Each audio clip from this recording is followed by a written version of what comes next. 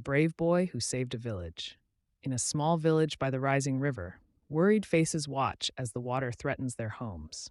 But one brave boy devises a daring plan, grasping a rope and sprinting towards the riverbank with determination in his eyes. With a quick and precise action, the brave boy throws the rope to a villager struggling in the swift current. United, the villagers pull them to safety. Cheers erupt as smiles spread across the faces of the villagers. The boy stands humbly. As the message appears, courage comes in all sizes. For more inspiring stories, follow and subscribe to Yinkuze Stories.